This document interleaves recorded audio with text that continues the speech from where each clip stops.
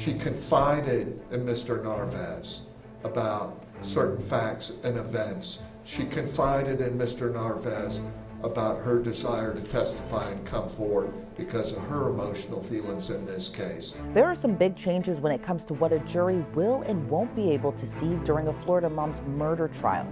Laurie Shaver is accused of killing her husband, then pretending to be him on social media to trick people into thinking he'd just run off. At her final pretrial hearing, the judge in her case made some decisions that could have a major impact on defense strategy.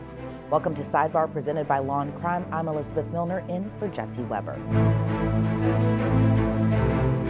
A judge in Lake County, Florida, has ruled that a witness who might have been able to help Laurie Shaver, the woman charged with killing her husband Michael several years ago, can't testify that someone else did the killing. 41-year-old Shaver, now Lori Filmer, after getting remarried, allegedly murdered her husband and buried him under a slab of concrete on her property. A probable cause affidavit from 2020 says police went out to the Shaver home in February of 2019. They were doing a welfare check on Michael, who had worked as a mechanic on the monorail at Disney World. His friend Scott said no one had seen or heard from the father of two in person in 3 years. The affidavit reads, quote, Lori vaguely claimed Michael left in a black SUV, yet Scott knew his possessions to still be at the home afterwards. Scott found the text messages to Michael's boss quitting his job and giving away his tools to be unlike him. Scott believed Lori was pretending to be Michael on his Facebook. Scott also thought the concrete slab/fire pit that appeared on the property after Michael's disappearance, along with Lori quickly remarrying, was suspicious. Scott consulted with Michael's family, who also agreed he would never leave his kids to start a new family as Lori claimed he had. It goes on to say, quote, while investigating the well-being check, defendant Laurie Shaver told deputies Michael left the family and was in Georgia. She said the last time Michael was at their house was when he had picked up his belongings after his arrest for domestic violence in September 2014. And the last time she saw him was during a DCF custody trial in 2015. Law enforcement confirmed that he hadn't had cell phone activity in years. His license and passport had expired, his car was repossessed, and no one had seen him.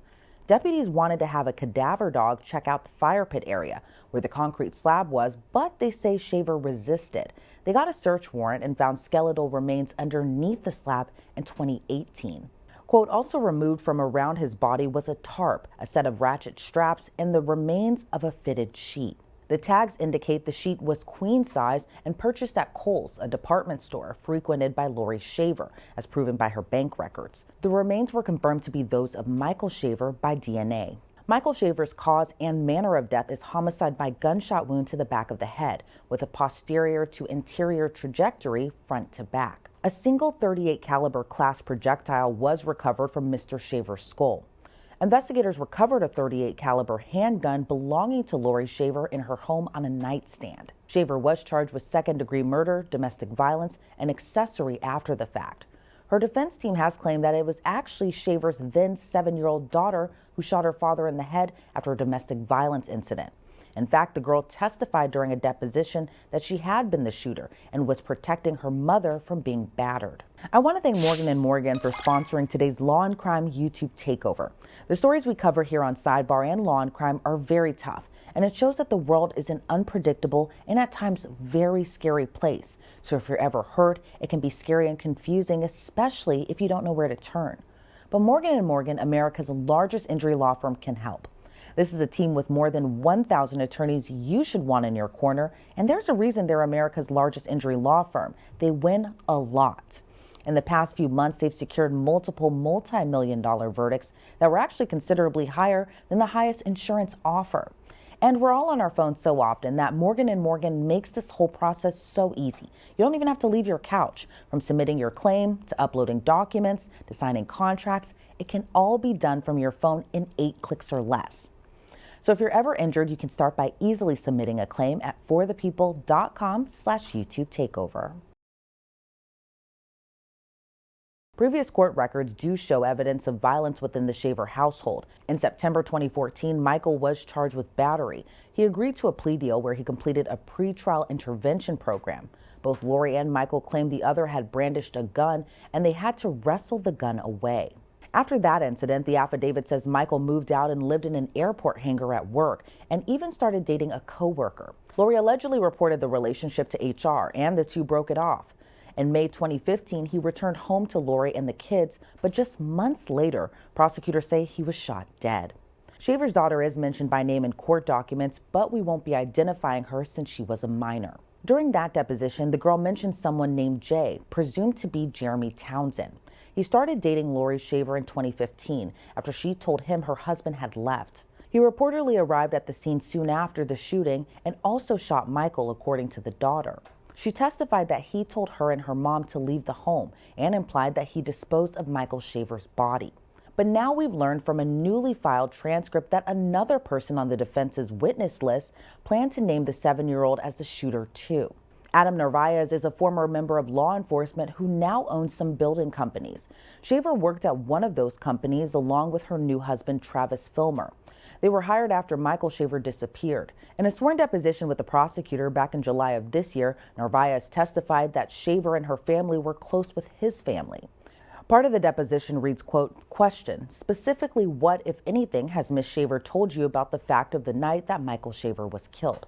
Answer, she shared with me obviously that there was a specific history of abuse. I don't know specifically if it was, well, I know her daughter told me. I'm trying to remember if Laurie ever told me about kind of the story and how it happened and how it developed. Narvaez went on to say that he and the Filmer family were involved with the same church and that the girl saw him as kind of a mentor and someone she could confide in. So he believes she was comfortable sharing details with him about what allegedly happened to her dad. Narvaez said the girl told him during a get-together at his home that she had been the one to shoot her father. He testified that while other people were in the home at the time, no one else heard the conversation. And just last month, the prosecution filed a motion asking the court to prevent Narvaez from testifying about what the girl told him, as well as what Laurie Shaver herself may have said to her boss about her relationship with Michael. The state recently argued its motion in court. The state focuses on two separate sets of statements made to Mr. Narvaez. The first set of statements are made to him by the defendant, Laurie Shaver. Mr. Narvaez indicated that Ms. Shaver, the defendant, told him that she and the victim had a rocky relationship and that there had been a history of abuse. Those statements the state is seeking to exclude because they're clear self-serving hearsay. As we all know in this room, statements or admissions against a party opponent are admissible, which is why the state is able to introduce the defendant's statement against her. These are self-serving statements. They are inadmissible and can't be presented through the defense by asking the witness, did the defendant tell you X, Y, and Z, or asking the witness, what did the defendant tell you? I've cited the 3 cases of many that apply to self-serving hearsay in my motion. This concept would also apply to any witness that the defendant made similar statements to, not just Mr. Narvaez, but because my motion is focused on Mr. Narvaez, I'll limit my discussion to just that. The second portion of the state's motion focuses on statements made by the defendant's daughter, Isabel Shaver, to Mr. Narvaez. As we know, the defense is going to potentially be that Ms. Shaver, Isabel Shaver, was the one that actually shot the victim. Ms. Shaver made statements to Mr. Narvaez years later indicating such. Those are clear out-of-court statements made by a witness, Ms. Isabel Shaver, to Mr. Narvaez, used to prove the truth of the matter asserted, so they are clearly hearsay. By no means is by the state's motion are we trying to prevent Ms. Isabel Shaver from testifying. That's not the focus of the motion. The focus of the motion is to prevent witnesses from being questioned about hearsay statements made by Ms. Isabel Shaver. So, because statements made by Isabel Shaver to Mr. Narvaez are clear hearsay, the question is there a hearsay exception to those statements? And the only exception potentially that could be raised is that it's a statement made by the declarant against the declarant's penal interest, pursuant to 90.804(2)(c).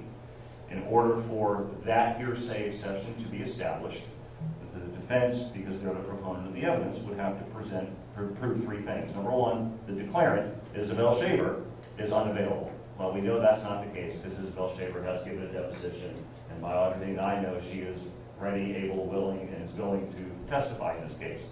So that prong cannot be met, therefore, the exception for a statement against penal interest cannot be established. You don't even have to get to the second and third prongs because, again, Ms. Shaver is available. Shaver's attorney, Jeffrey Wiggs, who we've spoken with before here on Sidebar, had a chance to respond. We're not offering testimony of Mr. Narvaez to speak about the truth of the statements of Isabel Shaver, but the circumstances under which Isabel Shaver has come forward. There's inferences and allegations that, so to speak, she was called late in this game. The record shows she was not, that Kelly Johnson was appointed as a consequence of her moving forward. Mr. Narvaez, his involvement was he spoke to Isabel and then had a talk to Laurie Shaver, and thus there was a consensus at a certain stage to allow Isabel to move forward with their testimony. Thus, that's how Kelly Johnson got appointed as her guardian and went through the steps that she did.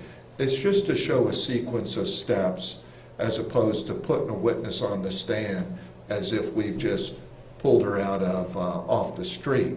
It just shows a sequence of events with the timing. It's not to prove the truth of the statements of Adam Narvaez, but to show the timeline and why the minor child stepped forward. That's why. And that's a non-hearsay purpose. You know, it's not to just show that she told me this, okay? It's, you know, what happened beyond that point.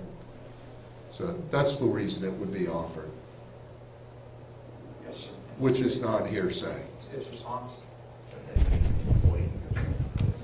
being used, if they're eliciting statements made by Isabel Shaver out of court that I shot my father, that is being used to prove the truth of the matter asserted. That's the whole point of it. To explain the circumstances surrounding it is not a valid purpose. That's like me asking a detective to talk about hearsay because it establishes, you know, that's like me asking a detective, who did you talk to and what did they say, just to establish the context of the investigation. That's clearly hearsay, and this is no different. The testimony has not been proffered. Now, the state is saying this is what the child's going to say, and this is how she's going to say it. Judge, I think the state is getting ahead of themselves, assuming everything is hearsay that child could say. The context in which the child makes those representations defines whether it falls outside of the hearsay rules. But the state's saying that child told Mr. Narvaez, I did X, Y, and Z, and then, you know, she's offered as a witness. Okay? No, that's not the context in which those statements will come forward. She confided in Mr. Narvaez about certain facts and events. She confided in Mr. Narvaez about her desire to testify and come forward because of her emotional feelings in this case. That's not hearsay. It explains a timeline and why this child is going to be here testifying. That she's not being thrown under the bus, as the state may suggest, but that there's a rational basis and a timeline why she stepped forward. All right, is there anything further? No, sir. All right, I'll grant the state's motion. The court finds that any testimony regarding the timeline is hearsay, and the court will make the appropriate hearsay rulings at trial. Yes, sir. Thank you. So while the judge ruled that Narvaez can testify during Shaver's trial, he can't talk about what Shaver might have told him about any abuse and what her daughter may have said about who fired the gun. Shaver's jury trial is expected to get underway on Monday. Of course, we'll be following it right here on Sidebar and Law&Crime. Well, that does it for this episode of Sidebar. You can check out more episodes and subscribe to us anywhere you listen to your podcasts, whether it's Apple Podcasts, Spotify, or YouTube. I'm Elizabeth Millner, and this has been Sidebar presented by Law&Crime.